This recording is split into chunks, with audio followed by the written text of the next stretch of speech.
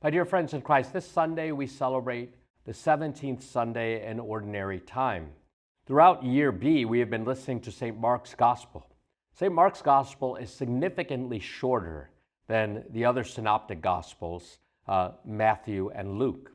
Therefore, in the Church's liturgical cycle, in the lectionary cycle, for the next 4 or 5 weeks, we have an interruption with the 6th chapter of St. John's Gospel, the so-called Bread of Life discourses. John chapter 6, the first 15 verses, which we hear in this Sunday's Gospel, recounts the multiplication of the loaves and fishes, a miracle which appears in all the Gospels.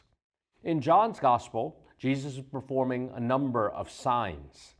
He began his signs with the wedding feast of Cana, where he turned water into wine and people began to see his glory. Vast crowds are being drawn to Jesus by his teaching, by his miracles, by his signs. And these crowds now have grown hungry. And the apostles, as usual, never bring any food with them. And so St. Philip comes to the Lord and says, how can we possibly feed this vast crowd? And Jesus says, give them something to eat yourselves. And he says, well, take 200 days' wages, an impossible amount.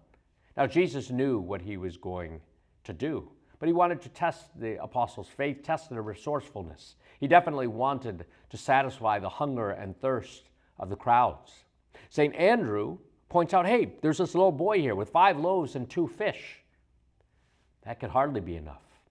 Except what we see is the little boy offers what he has. He places it in the hands of the apostles, who place it in the hands of Jesus, who blesses, breaks it, and gives it, and everyone has enough. All the crowds are satisfied. Nothing is wasted. 12 baskets full of fragments representing the 12 tribes of Israel. Jesus performed a miracle of love to satisfy the hunger of the people. What are we to learn from that? When we offer what little we have with great love, Jesus can make something beautiful for his Father from that. When we offer what little we have and place it in the hands of Jesus, he can multiply the graces and the blessings. We see that through this sign, the people react. They say that Jesus is the prophet who has come into this world. Jesus, last Sunday, saw the vast crowds. They were like sheep without a shepherd. Now Jesus, the chief shepherd, gives a sign that it has Eucharistic overtones. He wishes to feed the vast crowd with his body and blood. They recognize Jesus as a prophet, but they want to make him king.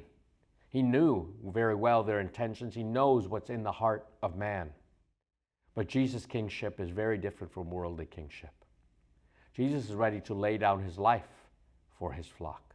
Jesus wants to use his authority to serve.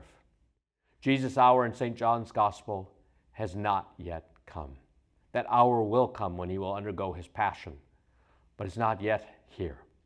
In the meantime, we are left to contemplate the miracle of the multiplication of the loaves and fishes, the generosity of the heart of Jesus, the mystery of the Eucharist, and we are in the Eucharistic revival year, the year now of mission. And we are invited to take what we have, to offer to the Lord, to place everything in God's hands, and trust that he will multiply the graces and blessings and transform us and transform our world.